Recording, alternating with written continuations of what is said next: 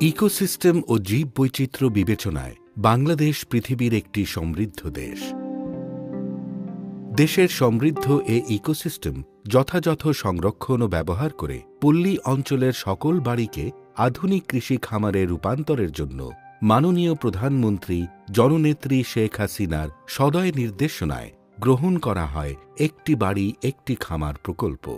পরবর্তীতে প্রকল্পের নাম আমার বাড়ি আমার খামার নামে পরিবর্তন করা হয়। তোমাদের যা কিছু আছে তাই নিয়ে প্রস্তুত থাকো।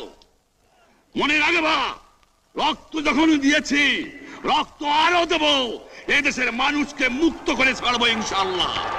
বাংলাদেশের স্থপতি জাতির পিতা বঙ্গবন্ধু শেখ মুজিবুর রহমানের স্বপ্নের সোনার বাংলা বিনির্মাণে তৃণমূল পর্যায়ের জনগণকে নিবিড়ভাবে সম্পৃক্ত করার জন্য আমার বাড়ি আমার খামার প্রকল্প মাননীয় প্রধানমন্ত্রীর একটি অনন্য উদ্যোগ। এটি একটি দর্শন, দেশের সমৃদ্ধ ইকোসিস্টেম ব্যবহার করে পরিবার পর্যায়ে কৃষির বিভিন্ন সেক্টরে উৎপাদন বৃদ্ধি ও দারিদ্র্য বিমোচনের দর্শন।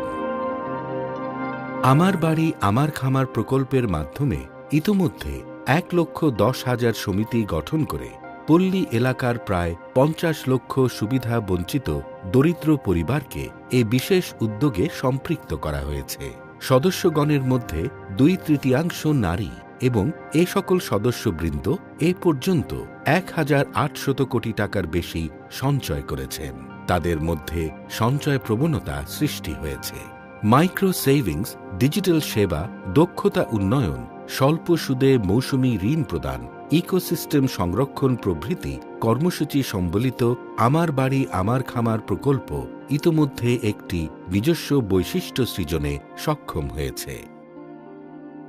আমার বাড়ি আমার খাবার সমিতির কার্যক্রম অব্যাহত রাখা ও সম্প্রসারণের জন্য মাননীয় প্রধানমন্ত্রীর অভিপ্রায় প্রতিষ্ঠা করা হয়েছে পল্লী সঞ্চয় ব্যাংক। প্রতিটি উপজেলায় একটি করে শাখা পরিচালনার উদ্দেশ্যে 2016 সালে মাননীয় প্রধানমন্ত্রী পল্লী সঞ্চয় ব্যাংকের 100টি শাখা সদয় উদ্বোধন করেন। বর্তমানে প্রতিটি উপজেলায় পল্লী সঞ্চয় ব্যাংকের কার্যক্রম সম্প্রসারিত হয়েছে। ইতোমধ্যে প্রকল্পের 40,215টি সমিতি পল্লী সঞ্চয় ব্যাংকে স্থানান্তরিত হয়েছে। পর্যায়ক্রমে প্রকল্পের অধীনে গঠিত সকল সমিতি পল্লী সঞ্চয় ব্যাংকে স্থানান্তরিত হবে।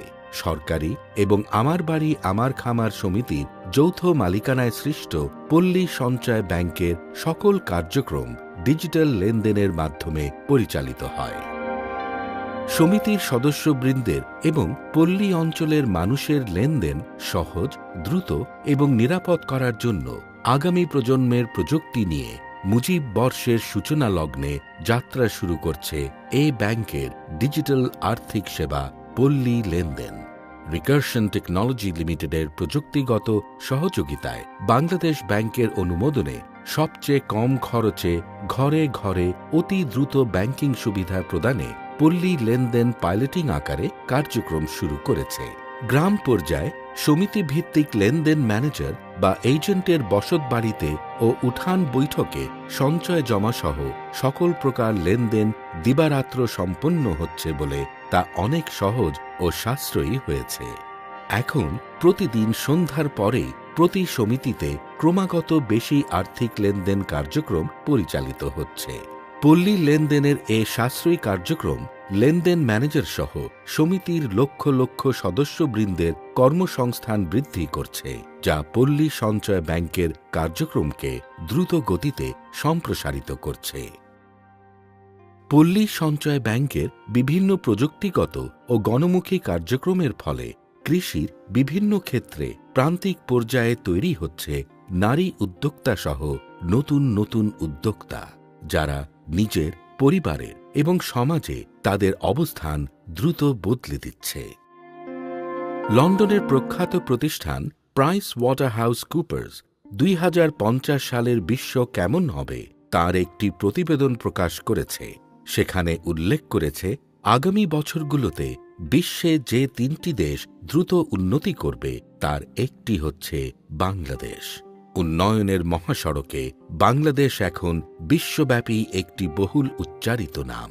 আমার বাড়ি আমার খামার সমিতির ব্যবস্থাপনায় ক্ষুদ্র সঞ্চয় বৃদ্ধি, উদ্যোক্তা সৃজন, নারীর ক্ষমতায়ন, ইকোসিস্টেম সংরক্ষণ, ডিজিটাল লেনদেন এবং অন্যান্য সকল ক্ষেত্রে দক্ষতা উন্নয়নের মাধ্যমে উন্নয়নের এ মহাসড়কে পল্লী অঞ্চলের সকল মানুষের পাশে আছে পল্লী সঞ্চয় ব্যাংক।